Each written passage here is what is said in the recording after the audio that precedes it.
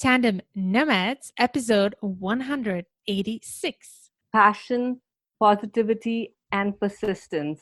I used this after I moved to the US as an expat because there was so many ups and downs, and I had all these side hustles that I wanted to turn into projects. And really being passionate about it, being positive when things don't seem to be working out, and being persistent constantly and consistently has helped me get where I am today. Hello, Nomad Nation. Welcome to Tandem Nomads, the podcast show and entrepreneurship platform where you can find great inspiration and tips to grow a successful portable business and thrive in your global nomadic life. This is your host, Emel Deragi. I'm a business and marketing coach and the founder of Tandem Nomads. And today's guest has inspired me to bring you the topic of having different passions and different areas of interest and being multi-talented can sometimes be very difficult in order to focus in your business and get results. And this can be a challenge as well if you're looking for a business idea that will allow you to build your own source of revenue and fulfillment on the move. And by the way, if this is you, if you're looking for the right business idea for you, make sure to go to the show notes of this episode, tandemnomads.com/186, where you'll find great inspiration and a free resource that will help you figure out how you can find the right business idea for you. So go to tandemnomads.com/186. And I know that today's guest will also give you some great inspiration if you're looking for your business idea. So, in order to talk about this topic and also learn about how you can build a community around your business idea, I brought to you a very interesting guest here. I'm very excited to have her on the show, Nyna Caputi. Nyna, are you ready for this ride? I absolutely am, Amel. Thank you so much for giving me this opportunity. It's my true pleasure. I'm fascinated by your journey and I can't wait to share with our listeners. So, Nomad Nation, Nyna Caputi is a filmmaker, startup founder, blogger, advocate, and speaker on gender violence, startups, cross cultural skills, diversity, and expat life. She started her career in India as a biotechnologist, and today she is the co founder and producer at Bella Films and the founder and CEO of the Expat Woman. She is also an award-winning documentary filmmaker, and her most recent film, Petals in the Dust, focused on gender violence in India, has been screened globally, including at the United Nations Film Festival.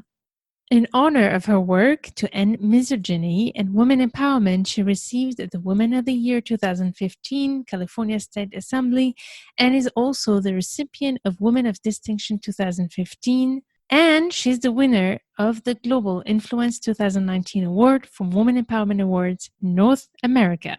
Nyna, what is it that you want people to know about you on top of this amazing journey? That's first of all, thanks for that amazing introduction. And secondly, yes, moving to the US has been a journey in itself. I came to New York to study filmmaking. I did have a biotechnology background, but I don't think I was really cut out to work in a lab or work in the corporate world. I think very creative at heart, and I like to be kind of a free spirit. So I don't like rules and meeting in stuffy corporate offices. So I came to study filmmaking, and and that really led me to why I'm still in the US. I met my husband, who is a San Franciscan native, in New York, and I was only planning to stay in New York for a short while to study filmmaking and go back to India to make social justice and human rights films.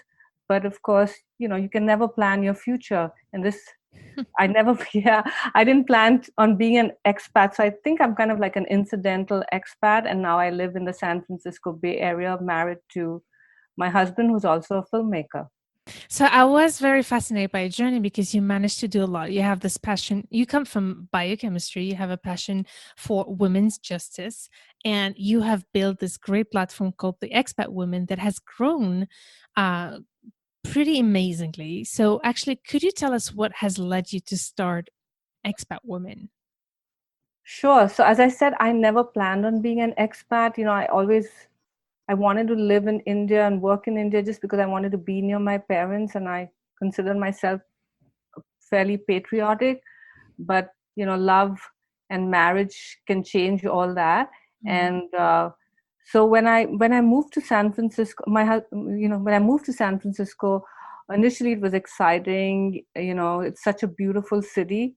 My husband, working in film, had long hours. He worked at that point. He used to work on a lot of Hollywood and independent film productions, so he was gone for like weeks on end.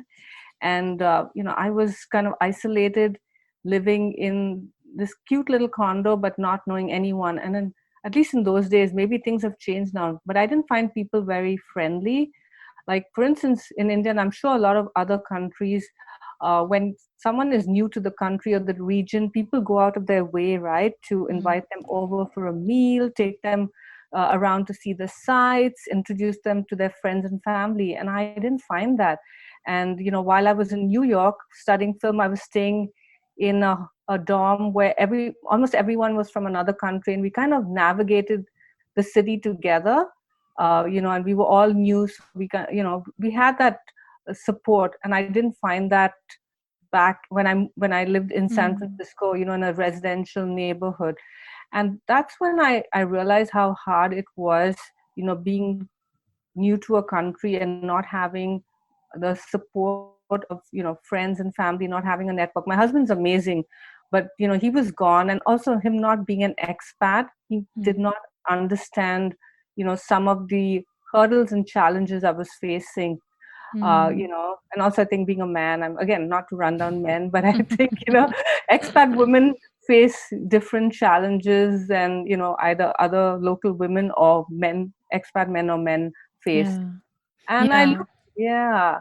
So I looked online, I to see if there were any resources or ways I could learn more about what it was like for newcomers to the US. Even simple things like, you get invited to a baby shower. Now I know they have, baby and bridal showers all over the world, but in those days, those was, it hadn't yet caught up in India, at least. At least I wasn't aware of it. And like, how do you dress for that?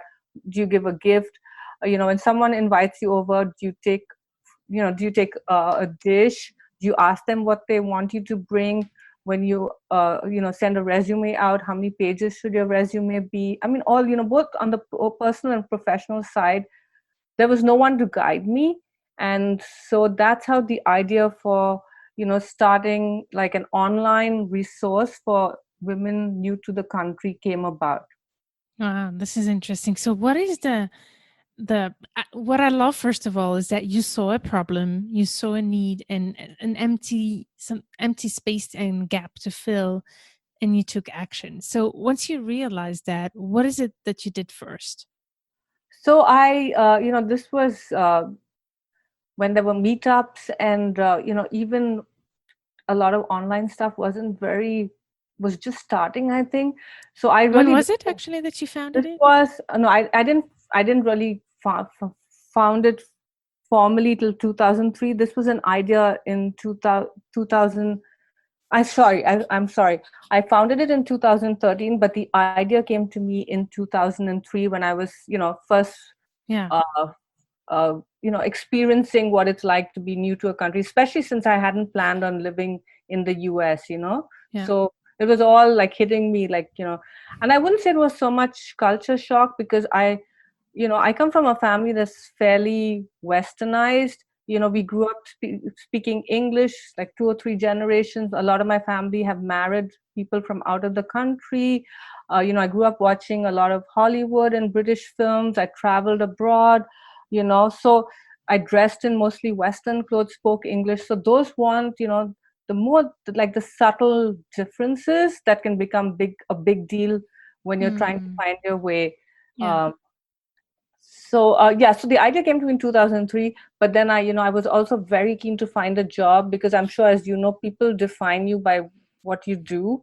Like, Mm. you go for a party and the first thing they ask you is, what do you do? And when you say, oh, I don't have a job right now, usually they move away. Mm. Like, especially I found that in the US. In India, they'll ask you where you're from, where's your family from, but in the US, it's all about what do you do. That kind of defines you. You Yeah. be an expat, coming from another country. No one ever showed any interest. Like, wow, you're from India. What's they could ask me so many questions related to that, but there was no interest in that. And so I wanted to find a job, and so expat starting something for expats took a back seat, and I went on this journey of making short films, working. I wanted to work in the nonprofit field. I didn't want to work in the corporate world. I just I'd worked in India in the corporate world, and I was like, I cannot do that again. And so I did work at a couple of nonprofits. The final nonprofit that I worked for before I quit to finish my documentary film and start Expat Woman was called Upwardly Global, which is an amazing nonprofit that works with immigrant professionals that come to the US but are not able to find jobs in their field. So they train them and connect them with employers. So that was, that at least was part of me fulfilling what I wanted to do, which was working with, people from other countries. So I really loved that. And I did that for a couple of years.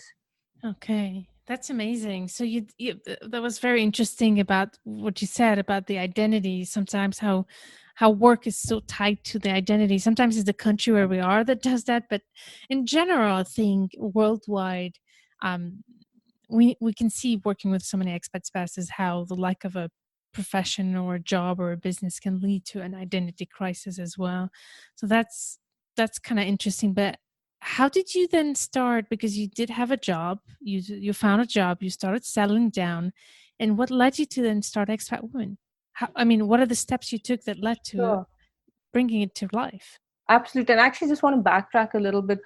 When I actually studied film, my final, we had to make short films, and my final film was about an immigrant woman who had moved to New York in an arranged marriage, and all the little challenges she faced, moving here. I'd heard many stories of women who came to the US through arranged marriages, and then Mm, were what had a really hard time both personally and professionally. So it was called Desi Confused by America. And she was from a very small town. So I was already thinking about this even before marrying my husband and before settling down in the US. I was thinking about the challenges immigrants face. mm, So anyway, but interesting. yeah, so, and it did play in a couple of film festivals as well. But I went on to make other films. I went on to make this documentary film about gender violence in India, which took a big chunk of my time, but which was so worth it because, I found out about this when my husband and I were in India, and we visited an orphanage, and the supervisor of the orphanage told us, that before this orphanage was built, they were drowning baby girls in this lake because daughters are not wanted in India. Terrible. And even though I grew up in India, I wasn't aware of how bad the issue was. I grew up in a family where my father and mother, didn't discriminate between me and my brother. We were treated equally. My dad wanted me to be a doctor or engineer. It wasn't like, oh, you're going to get married, so just study home science or Mhm. liberal arts or whatever. So, and then when I did some research, I found that 50 and now my mind is like, it's been so long, but I believe it, the number was huge, the number of girls that had been killed in India either before they were born or shortly after they were born because they were female. And I told my husband, I need to do a documentary film about this because even though I'm Indian, I'm not aware of this issue, and we've got to do something to create awareness and support the organizations and nonprofits working on this. So that was a journey for me because I had never made a documentary film, like a feature-length documentary film. I had never raised money for a documentary film. But again, my experiences with working with nonprofits in the US, helping them with fundraisers, working with volunteers, working with the community gave me that background and that platform that I needed, and the experience and expertise and confidence to go about and do this. So I built a community, and I built an international community by hosting these global Mm, walks in different countries because I realized the film's going to take me a long time to make. So while the film is being made, I still need to create awareness. And so I connected with people in different countries through Facebook. Some of them would reach out to me. I created a Facebook group. I did interviews with newspapers and the in television. Just I created a lot of buzz. So I did use a lot of marketing strategies, and I don't have a marketing background, but you kind of learn as you go along. And Yeah. that I had a huge community, very supportive community, not just Indians, but people of all what would I say, all backgrounds, all from different countries, American and international, who believed in this because maybe the same issue wasn't happening in their country, but they could see that gender violence is not just it's not just happening in India, but it's happening globally in different forms, including the US. I mean, there's so many cases of domestic violence in the US, which go unreported, or so that gave me the confidence to then take. When I was ready, when the documentary film was almost done, I told my husband, I'm not going back to work. I'm going to focus on the Expat Woman now. I'm ready. So this was in 2013, and that's when I started the Expat Woman. Oh, wow. Okay. Okay. Where did you start once you decided to do it? So I wasn't sure in which direction to go, but as I said, because when I had first moved to the US, I was looking for like resources and uh, you know online community. So I decided I would start with a website, and I hadn't, having made a documentary and put in my personal money, and also getting funding, I didn't really have any resources to put into starting the Expat Woman. One thing I was clear about was I didn't want it to be a nonprofit. Having Mm-hmm. made my documentary film and seeing, and also working at nonprofits, it is very stressful having to write grants, and I don't like writing. I don't like running after people for money. I don't like feeling obligated to them. Yeah.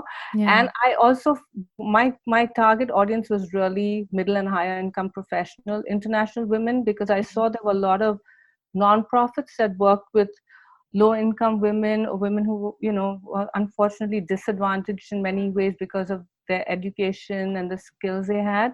So I was like, I want to start a for profit, and I want to make money, but I Mm. also wanted to have a social I wanted to be a social enterprise.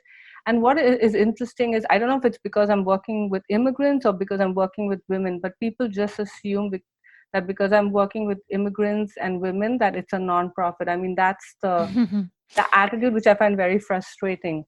Yeah, I can imagine that, and I think it's important to also define those goals. Like when you start a project, that you know from the start, do you want to run this as a business or as an NGO? Because that differentiates the path that we take and the journey that we take to get it successful. And since you started Expat Women today, by now we're recording this in the summer 2020, you had over 300 events in mostly in California, but I think you also did them in other places too, right?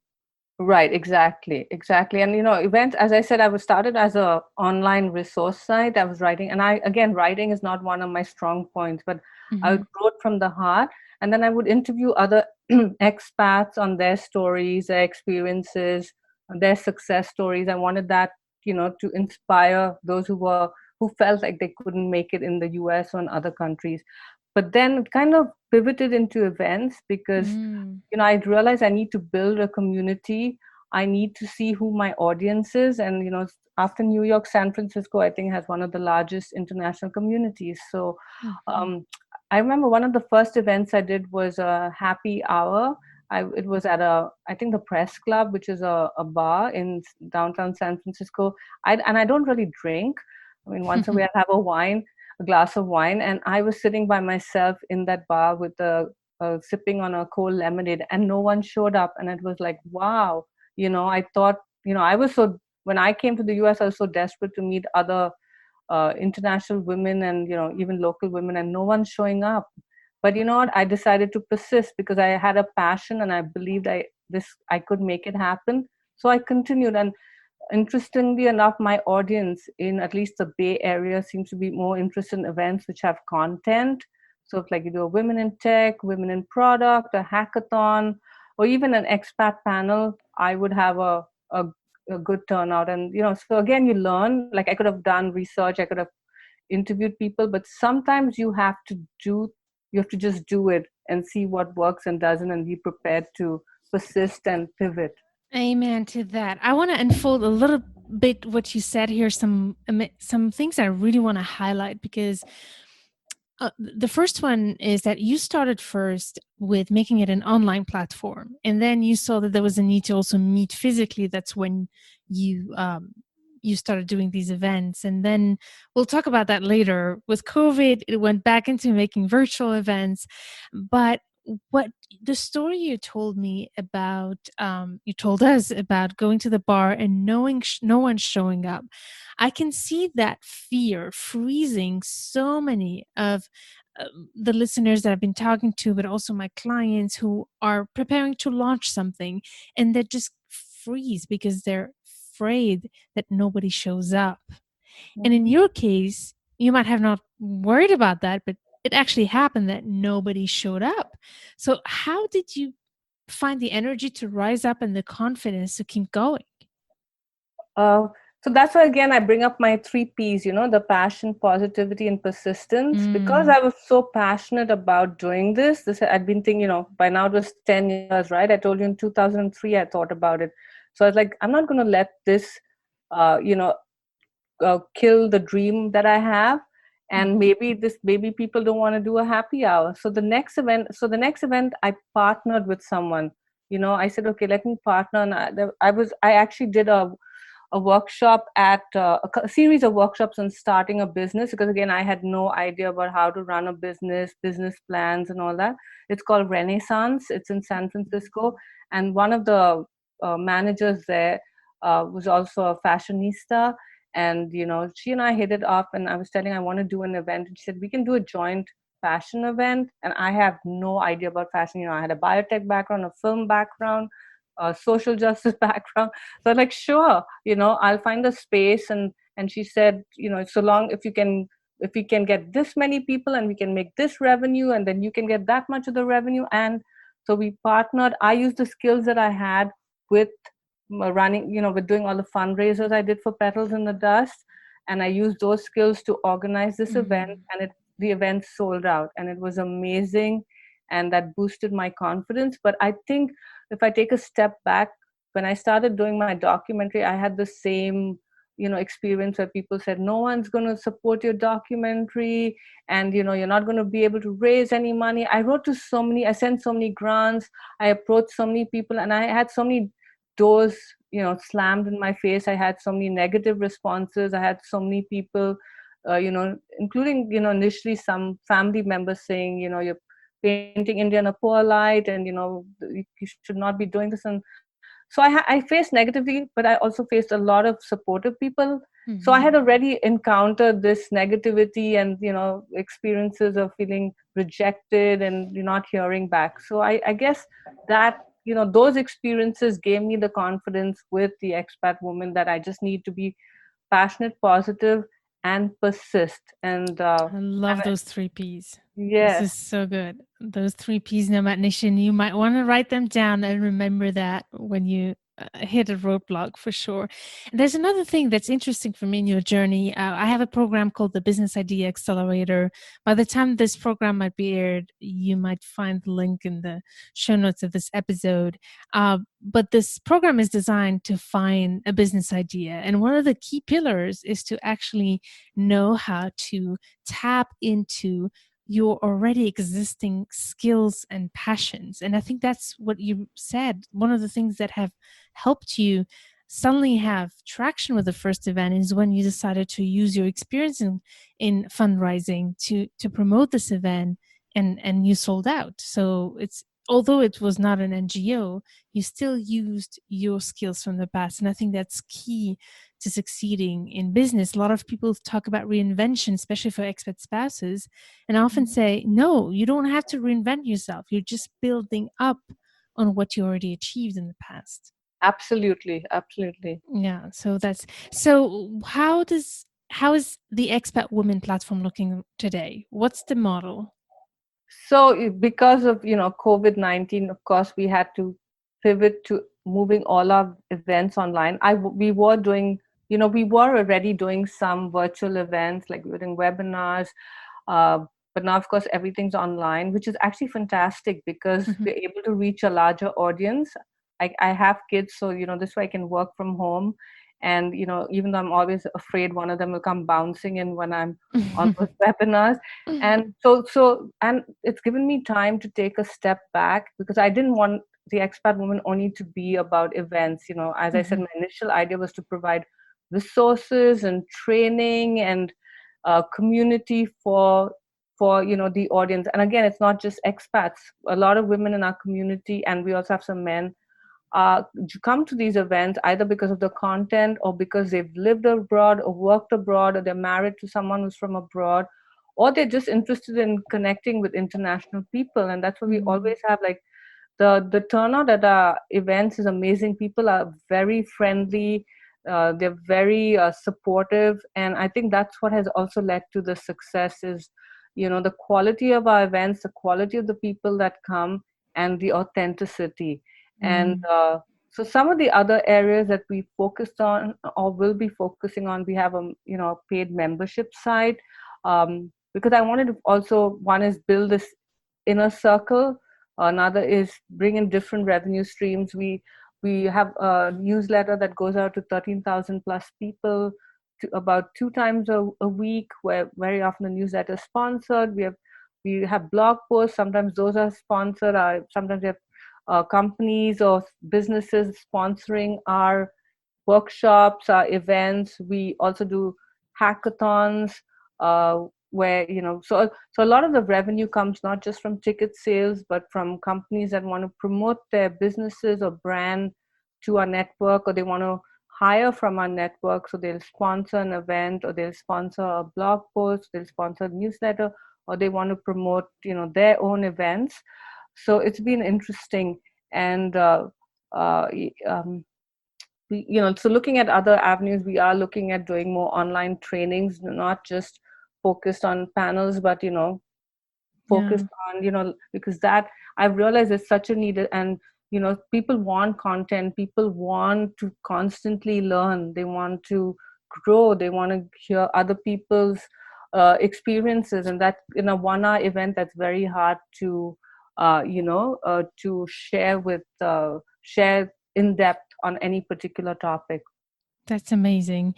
And I think the secret also, the reason why you have sponsors as well, on top of the sales of the tickets and people who are interested, is because you managed to build a big network and a big community that's all around, that's international, right? Right, right. So, what was the secret for you to grow? I think you have at this moment around 6,000 subscribers, something like that. Correct me if I'm wrong. 13,000. 13,000. 13,000. Yes. So, what was the secret to growing? As I mentioned earlier, Mel, it's really, I think the quality of the events that we did, the authenticity, and Mm, and the people we attracted. And why bring in being authentic? Because I see, sometimes we do an event and then we see other people trying to maybe ape what we're doing. And mm, if you don't believe in it and you just look at, oh, what is somebody else doing? So I'm going to try and do the same thing, that mm, will not get you far. You have to believe in it. You have to say, I think I want to do this because I think this is what my audience wants, this is what I think I can pull off. And I think people see that, they see that, they want to see you being genuine. They want to feel that you really care to produce content that they want. And I think it also, like, as the founder of a business, you need people want to put uh, face to a name, right? So I mm, try to be at a lot of my events. I usually kick off the events. I try and connect with people. And after Petals in the Dust, and I was on the media so often and being interviewed, I really wanted to take a step back.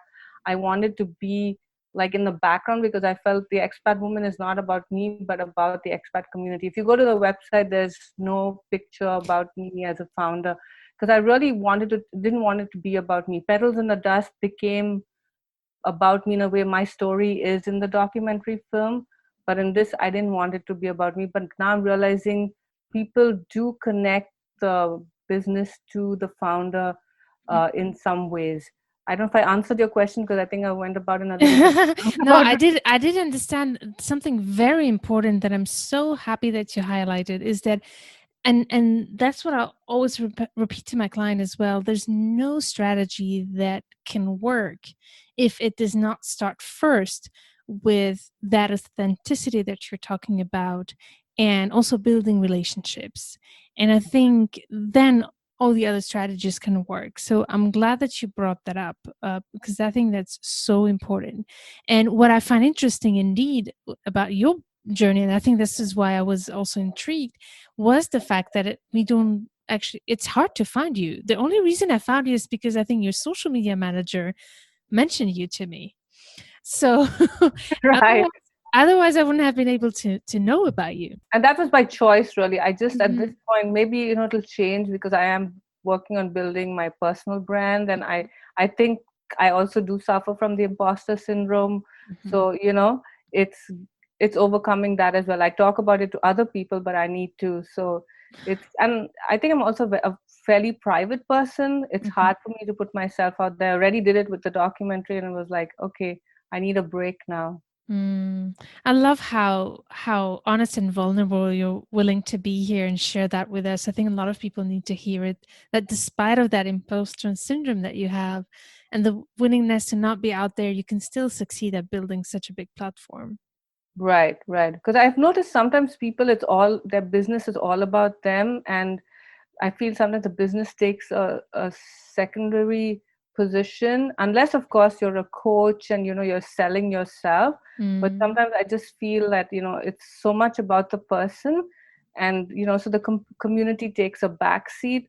Like even for my panels, I rarely moderate a panel. I usually find like another professional or expert to moderate the panel because I really feel they need the whole idea of starting the expat women is to give other expat women and also allies the opportunity to share their experiences with our community, Because I right? find it interesting that you say that even you don't even show up as a moderator. It's hard to find you as a person. You really need to put an effort to know who's behind the expat women. So, Right. what do you think helps people really connect to the expat women if it's not the founder? So, of course, we built the expat woman on events that happened mostly in San Francisco. But as I said, also we've done events in India, Hong Kong, New York, the Silicon Valley, Toronto. So I've been at almost 95% of the events, and if I have an MC, then they introduce me. So I always speak at every event that I've been to, and I Hmm. always I try to be as approachable as possible, and I try to make the event as relaxed as possible because I have a very relaxed style I like to imagine. So I Hmm. always want people to feel comfortable, and I try to do that when I kick off the event or if the MC introduces me. And Hmm. so people can come to speak to me at the end. And I also very often share my own story of being an expat in the US and what inspired me to start the Expat Woman. So it's not like I'm not there at all. I am there at the event. Out of the 300 plus events we've done, I've been, as I said, I've been at 95 or 96% of those events. And even the virtual events, when you do our virtual conferences or hackathons, or I usually kick it off. I don't hire someone else to do it. So Hmm. people, so people know who I am. They hear about me, and so, and again, with the sponsors or most of the people on the panels, I don't use one of my team to reach out to them. I reach out to them personally. If it's Hmm. a cold call via LinkedIn, or when before the lockdown, I would meet with them for coffee or meet at their offices. So I'm still the face for the expat woman. It's just that I didn't want it to be about me, Hmm. at least so far. I mean, things might change because I wanted to build this community and wanted to celebrate expat women. And it's like if you look at some of the bigger companies, like, and again, I'm not aping them because I don't want it to become a big corporation, but um like Amazon, or you don't when you go to the page, you don't see here about their founder. It's about Yeah, what the company. So that's what I I want. agree. I Yeah. agree. That's what makes it a company and not just a Right, one woman show. right, which is fine. I Yeah, admire people who do that. I mean, again, you have to do what works for you and what you're comfortable with. There's no that's true. right or wrong strategy. I like that. I love it. So, one thing that's common to your experience with the documentaries and the Expat Woman, I find, is your passion for women empowerment. I don't know if you would agree with that statement. Absolutely. Yes. Yes. Totally. And I do see a big passion and thread around that. And speaking of that, you have a family, you have all these projects, you have Expat Women.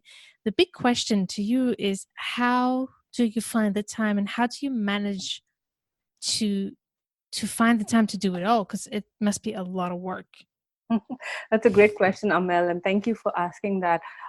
So, when I have when I have a big event or a big project coming on, I make a list, like a to-do list, on just on Gmail. And say we before we did a hackathon, right? And there were so many moving parts because this was the first time we were doing a virtual hackathon. We had always done them in person. So I create these lists.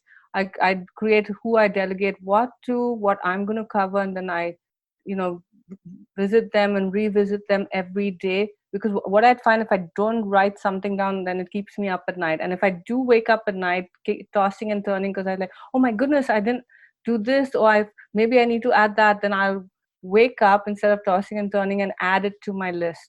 So I find lists, to-do lists, really helpful, and it gives me so much pleasure to check off something off my list when I'm done. uh, but I also think self-care is so important. Mm. Because of the lockdown, us being stuck in the house, and I live in a neighborhood that's very, very supportive.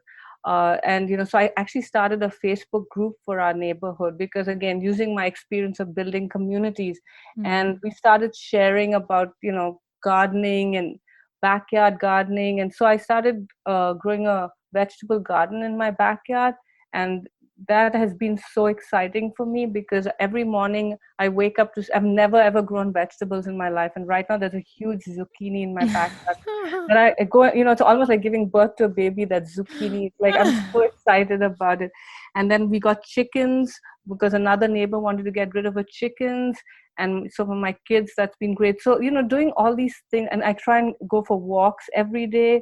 I try to meditate, but I have ADHD. I cannot focus. So I do other things, like, and then of course listening to podcasts was something I recently discovered, and I've been listening to your podcast as well. So I think finding time besides work, first of all, having lists, focusing on what needs to be done, checking it off, constantly looking and reworking your list, and then finding time to do things that you really enjoy. And if you don't have a hobby, try and find one. Like, I didn't really have many hobbies before this, but now gardening has become so exciting for me.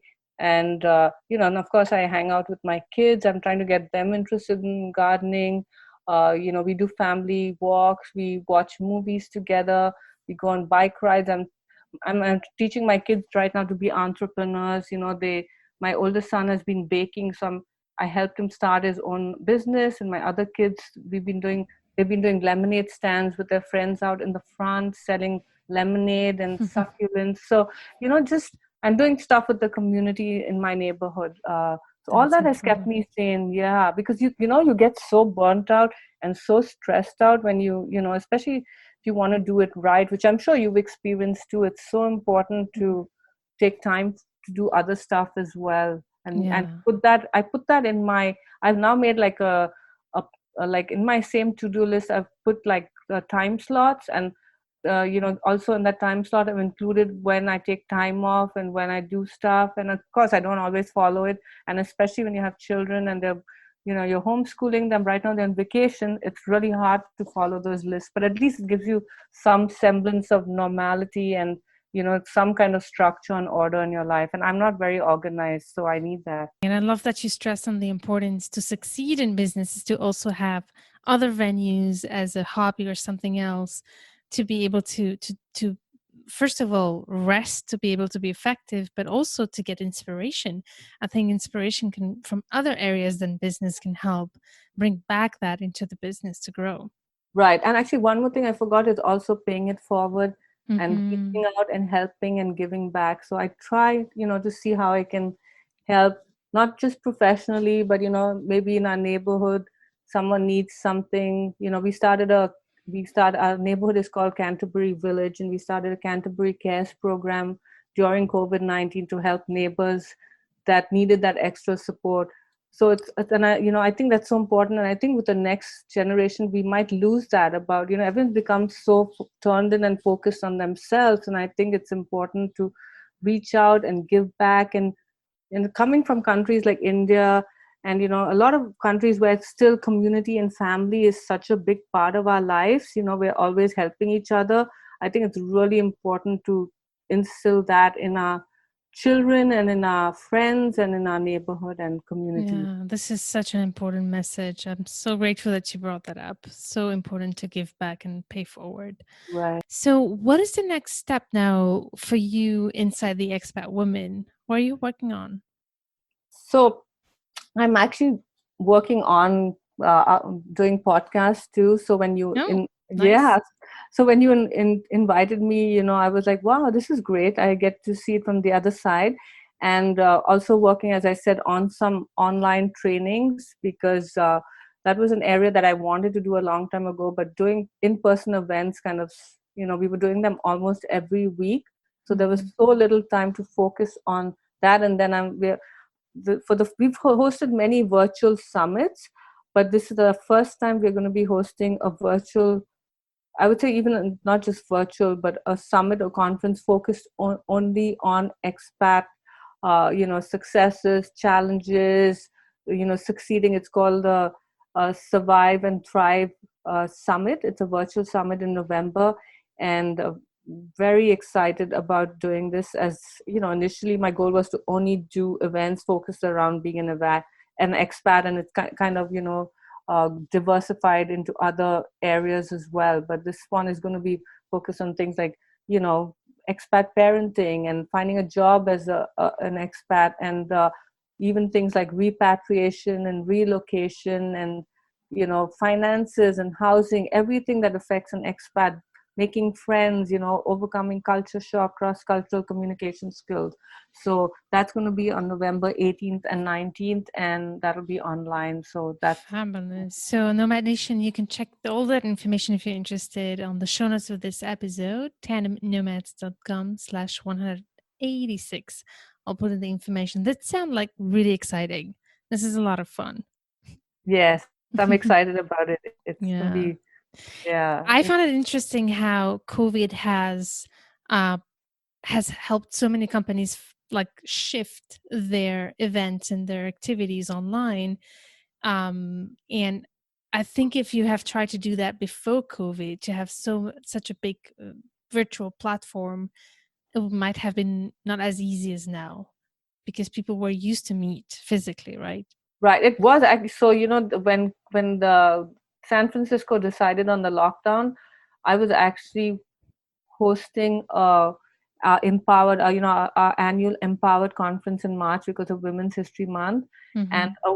I think it was a week or 10 days before that San Francisco declared a lockdown. So I was so upset and depressed because I'd put in so many months and we were going to have a fashion show, and we were going to have these demo tables, and we had all these amazing speakers lined up.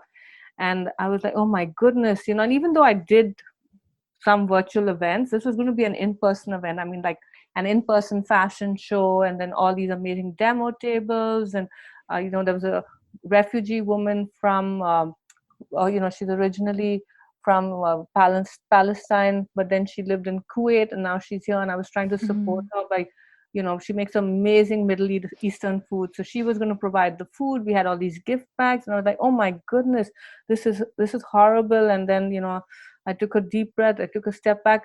But I thought everyone thought by like, oh, by May this will be done, and we'll try postpone the event to May.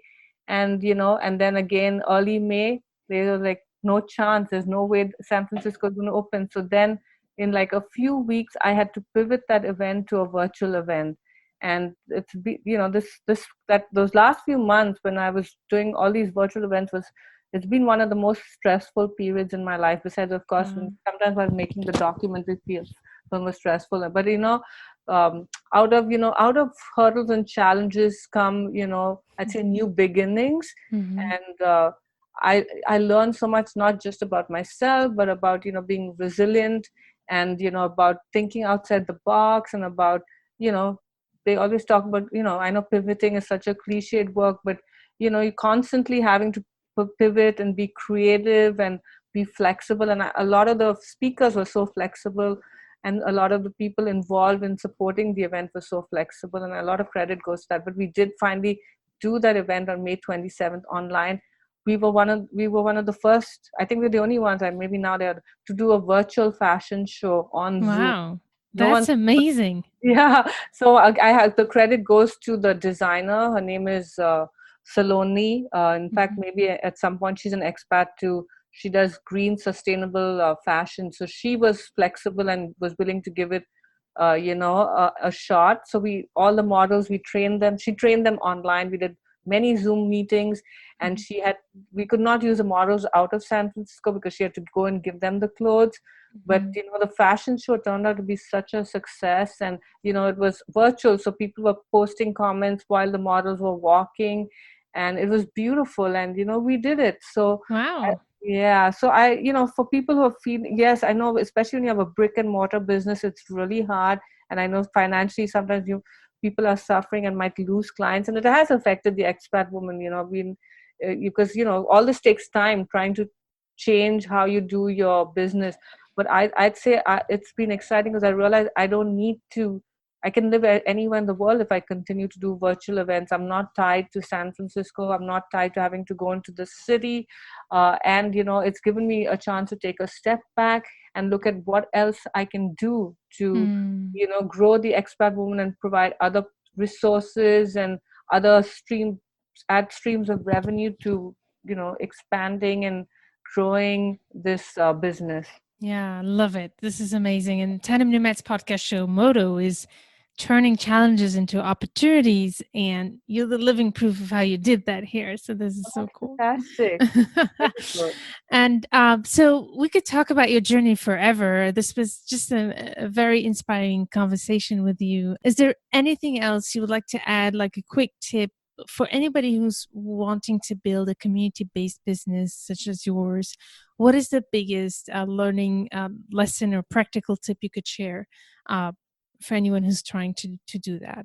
Absolutely. So I would say just go ahead and do it, because there will be lots of naysayers saying, "Oh, no way, no one's going to be interested in what you do, or no one's just I do it because you know what you want, you know what kind of audience you're targeting, and even if you don't, unless you go out there and do it, you'll never know, because you could have this perfect website, or you could have this perfect product, or you could have this perfect event, but if it's not what the community wants, and you spend these hours or weeks or months or years perfecting it, and then after you introduce it to the world, there are very few takers, it can be frustrating.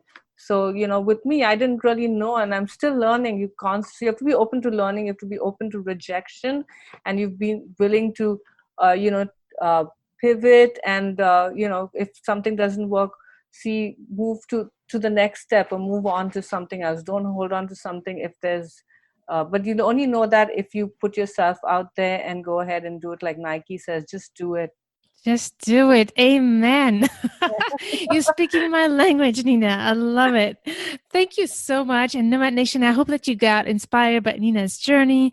If you want to learn more about her and the Expat Woman event as well, make sure to go to the show notes episode, and make sure to check out the great resource I have for you in the show notes of this episode if you're looking to find the right business idea for you. Go to tandemnomads.com/186. Thank you so much, Nina, for sharing your journey with us. You're welcome, Mel. Thank you for having me on this podcast. It's been a blast, and I'm looking forward to seeing the recording and listening to the other guests and podcasts as well. So thank you for creating this platform to be a voice for women, expat women, women in marketing, etc. Nomad Nation, stay tuned to turn your challenges into great opportunities, and see you in the next episode.